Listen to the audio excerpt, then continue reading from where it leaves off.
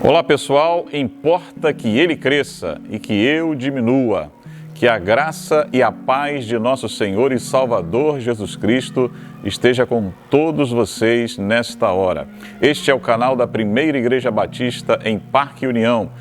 Nós estamos estudando a série Vencendo as Adversidades. Ao longo desses domingos do mês de outubro, novembro, nós estaremos estudando este tema tão importante para a nossa vida cristã. Vencer as adversidades que estão diante de nós a cada dia. E nesta oportunidade nós estamos falando sobre as adversidades de Elias. Baseado no capítulo 19 de 1 Reis, nós estaremos falando sobre as situações vividas por esse profeta de Deus e as suas adversidades. No momento desse estudo, as adversidades e a falta de reconhecimento. Nós vamos compreender algumas coisas em relação a esses temas. Nós precisamos falar com vocês sobre os nossos canais. Você que está aí no YouTube, você está no Facebook, é importante que você dê aí a sua curtida. É importante também, se você ainda não se inscreveu no YouTube, no canal da nossa igreja, é importante que você faça a sua inscrição para que nós possamos enviar para você notificações sobre as nossas programações. Nós temos as nossas programações presenciais quartas-feiras às 20 horas, domingo às 9h30 e às 18 horas. Você será sempre muito bem-vindo, você que está aí nos vendo pela primeira vez. Nós, como dissemos, falaremos sobre adversidades e falta de reconhecimento. Baseado em 1 Reis, capítulo 19, nós observamos um pouco da trajetória do profeta Elias. Elias foi um profeta em meio à idolatria do povo de Israel.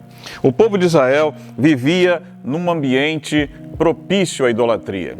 Naquele momento reinava em Israel o rei Acabe. Acabe que fez tudo o que era mal aos olhos do Senhor. Seu pai Onri já havia sido um rei desastrado, uma trajetória, um reinado desastroso em meio ao povo de Israel. E o seu filho então dá sequência a isso e ele ainda fez um pouco pior do que o seu pai. Ele casa com uma mulher idólatra chamada Jezabel. Essa mulher era uma dominadora, era uma idólatra que infamou o povo no sentido de adorar a um rei, a um falso Deus chamado Baal.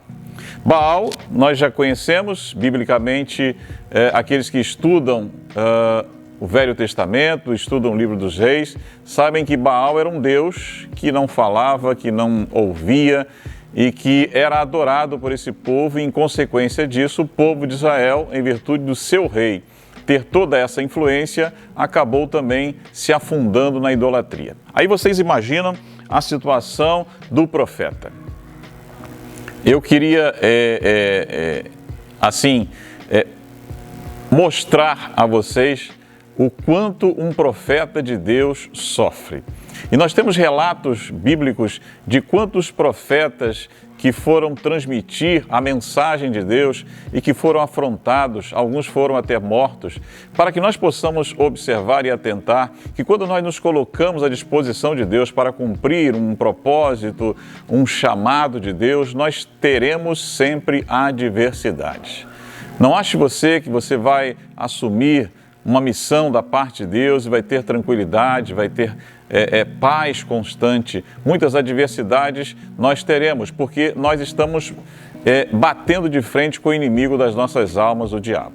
E a partir do momento em que nós afrontamos este mundo com a palavra do Senhor, nós sofremos as adversidades que são proporcionadas por aqueles que se recusam a crer e por aqueles que querem ir contra a palavra de Deus. Davi, então, tinha esse contexto. Um rei idólatra, sua esposa dominadora, idólatra a todo custo, e que fazia com que o povo seguisse os seus ensinamentos, seguisse a adoração a um falso Deus que não tinha poder algum. Elias, então, determinado momento, ele pede a sua morte. Por conta de todo esse contexto, Jezabel o jura de morte. Ao jurar Elias de morte, Elias foge. Ele tenta fugir daquele momento difícil, daquela adversidade, se esconde, vai em vários lugares, mas Deus demonstrou sempre estar presente na vida do profeta. Sempre cuidava dele, alimentava, protegia, alimentava espiritualmente, alimentava emocionalmente, fisicamente. Deus mostrava para o profeta que ele jamais o havia abandonado em meio a tanta adversidade. Elias, então, diante daquela situação, demonstra que era um ser humano. Era um profeta chamado de Deus, mas era um ser humano propenso a todas as aflições, a todas as adversidades, a todas as dificuldades, a todos os sentimentos ruins que qualquer ser humano pode ter.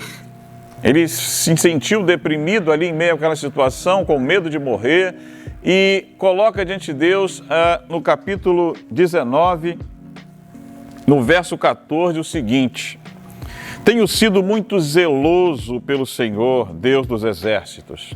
Os israelitas rejeitaram a tua aliança, quebraram os teus altares e mataram os teus profetas à espada. Sou o único que sobrou, e agora também procuram matar-me. Versículo 15, o Senhor lhe disse: volte pelo caminho por onde veio e vá para o deserto de Damasco. Chegando lá, unja Azael como rei da Síria. Missão atrás de missão. Quando nós nos colocamos diante de Deus para realizar a sua obra, as adversidades vêm e as missões e os compromissos, as responsabilidades, eles vão aumentando. Porque Deus percebe naquele que se propõe a fazer a sua obra a capacidade necessária para que possa realizar algo.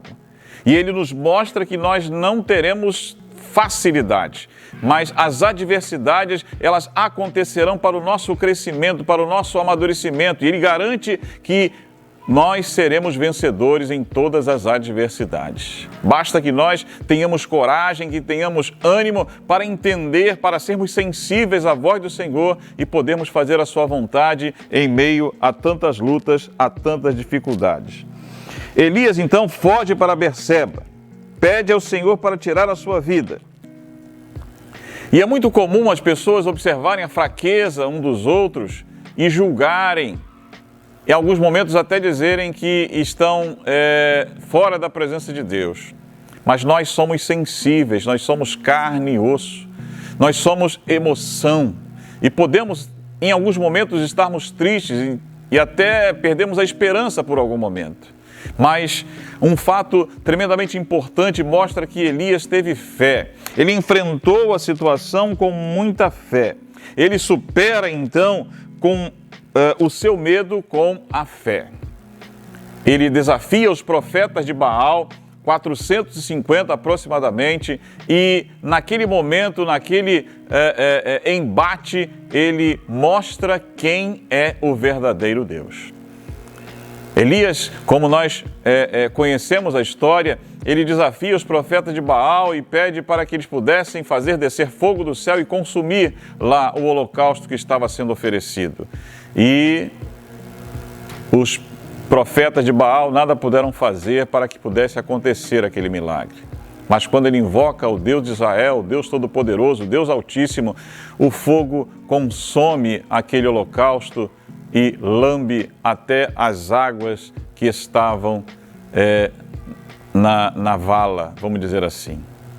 Elias mostra ali que a sua fé foi maior do que o seu medo. Ele mostra para aqueles homens quem era o verdadeiro Deus que deveria ser adorado. Se o povo adorava um Deus pagão, Elias mostra para aquele povo, para o povo de Deus, para o povo de Israel, que o Senhor dos exércitos era o verdadeiro Deus e ao qual eles precisavam adorar. A fúria, então, depois desse feito, aumenta da parte de Jezabel e ela jura Elias de morte. No versículo 2 do capítulo 19, o texto nos diz o seguinte: por isso, Jezabel mandou um mensageiro a Elias para dizer-lhe: que os deuses me castiguem com todo o rigor, caso amanhã, nesta hora, eu não faça com a sua vida o que você fez com a deles. Olha que situação. Imagina você diante de uma ameaça de morte.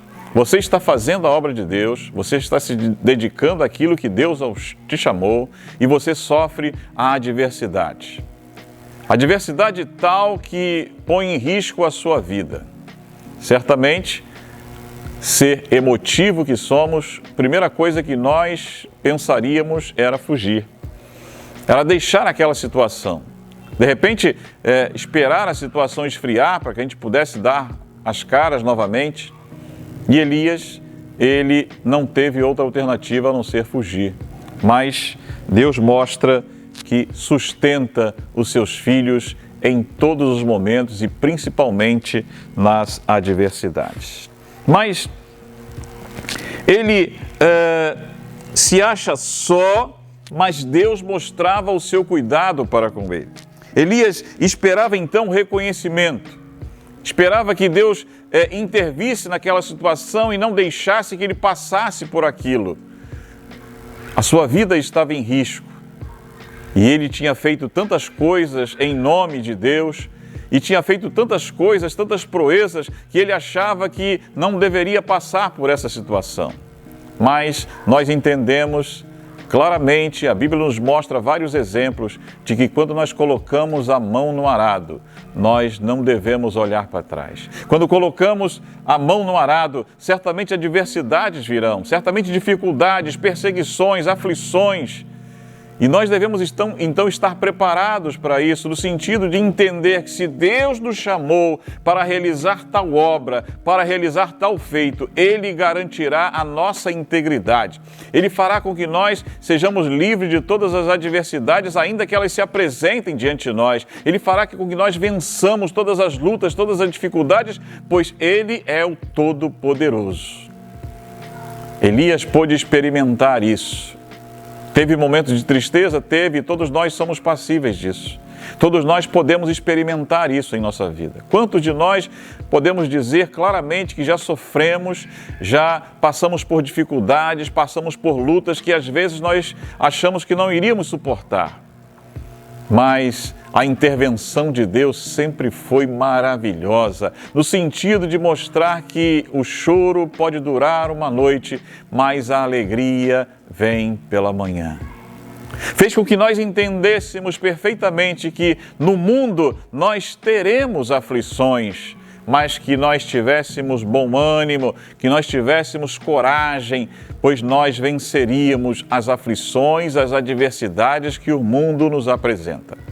Com essa confiança, com essa certeza, nós verificamos estudos como esse e podemos entender que assim como aconteceu com servos, com profetas, pode acontecer também conosco. E a mesma certeza que eles tiveram ao passar pelas adversidades e vencê-las, nós também devemos ter. Pois o Senhor garante a nossa vitória por onde quer que estejamos. O Senhor garante as nossas vitórias em meio a qualquer luta que possamos enfrentar. Basta que nós jamais deixemos de confiar nele. Saber que Ele está ciente daquilo que passamos. Saber que Deus está presente em meio às nossas adversidades, em meio às nossas lutas. E jamais Ele abandonará aquele que o busca. Então, diante disso, o que nós podemos dizer em meio a essas coisas? Se Deus é por nós, quem será contra nós? É bem verdade que muitos se levantarão contra nós. Elias, um profeta que tinha feito muitas coisas, muitas proezas em nome de Deus, passou por dificuldades. Davi passou por dificuldades, outros e outros servos do Senhor, outros profetas, Isaías, Jeremias, Ezequiel, também passaram por dificuldades, passaram por adversidades, mas certamente, como diz a palavra do Senhor, muitas são as aflições do justo, mas o Senhor o livra de todas. Esta é a certeza, meus amados, minhas amadas, que nós temos. Ao confiar no Senhor, Ao receber uma responsabilidade da parte dele, muitas adversidades vamos ter. E ainda que trabalhemos incansavelmente, ainda que nos dediquemos, assumamos as responsabilidades, que nós possamos entender também que o reconhecimento, ele certamente virá da parte de Deus, mas nós não devemos ter glória nenhuma para que possamos fazer a sua obra. A glória é unicamente do Senhor. O reconhecimento da parte de Deus, ele vem quando ele nos dá a salvação. Quer reconhecimento maior do que esse? Quer recompensa maior do que essa, do que ter a vida eterna? A recompensa maior do nosso trabalho está na nossa eternidade. Nós teremos vida e vida com abundância. Ainda que até mesmo aqui na terra nós tenhamos muitas recompensas da parte de Deus. Eu tenho certeza que você tem tido muito mais alegrias do que tristezas em sua vida. Eu tenho certeza que você tem tido mais abundância do que falta, do que escassez. Com certeza o Senhor jamais abandona os seus filhos, jamais desampara aqueles que o buscam e jamais deixa faltar aquilo que nós precisamos. O Senhor é fiel. Sabe por que Ele é fiel? Porque Ele não pode negar a si mesmo. Nós, em muitos momentos, demonstramos a nossa infidelidade a Ele, mas Ele permanece fiel e quando Ele promete, Ele cumpre. Se Ele te chamou, meu amado, minha amada, para uma obra específica, não pense duas vezes. Receba do Senhor aquilo que Ele te chamou para fazer. E saiba que você terá muitas adversidades, pois o mundo jaz no maligno. Mas tenha certeza de que o Senhor estará te conduzindo. O Senhor estará mostrando um caminho muito excelente para que você seja bem-sucedido em tudo aquilo que você fizer. Deixo duas perguntas para que nós possamos responder ao final desse estudo. Quais são as suas adversidades? O que você tem enfrentado na sua vida que você julga ser uma adversidade? Que você julga ser um obstáculo? Você intenta fazer alguma coisa, você tem os seus objetivos e esbarra em obstáculos, esbarra em adversidades. Algumas adversidades que você julga, eu não vou conseguir transpassar. Mas entenda que quando você coloca nas mãos de Deus, quando você entende que você está cumprindo algo da parte de Deus, que o objetivo seu é de acordo com a vontade de Deus, tenha certeza de que Ele te ajudará a vencer as adversidades. O que você precisa fazer é manter-se firme no propósito que Deus estabeleceu para você. Manter-se firme, convicto de que se Deus chamou, Ele vai garantir você chegar lá no seu objetivo. Portanto, quais são as suas adversidades? O que você tem pela frente como obstáculo para que possa alcançar o seu objetivo? Saiba que quando você coloca diante de Deus e o seu objetivo é o objetivo de Deus, meu amado, minha amada, não há inimigo que possa resistir, você vai alcançar a vitória, ainda que você tenha lutas, sofrimentos pelo meio do caminho, mas a vitória é certa no final. Ao fazer algo para Deus, você busca reconhecimento pessoal ou a glória dele? O que você busca? Quando você faz alguma coisa para Deus, quando você recebe um ministério específico, quando você recebe uma função dentro da igreja, quando você recebe algo para fazer diante da igreja, você a princípio demonstra aquela felicidade, eu estou trabalhando, é algo que eu gosto de fazer, mas os obstáculos vêm, as adversidades vêm, você começa a desanimar, você começa a sair do propósito. É isso que você pensa? Você quer o reconhecimento dos homens ou quer a glória de Deus? Se você quer a glória de Deus, saiba que você vai ter muita dificuldade, muitas adversidades, muitas lutas, muitas batalhas, porque as pessoas de repente não vão compreender você, não vão compreender o propósito que foi estabelecido por Deus para a sua vida. E nós falamos isso baseado em quê? Baseado em Jesus. Jesus recebeu uma tremenda missão: buscar e salvar o que se havia perdido.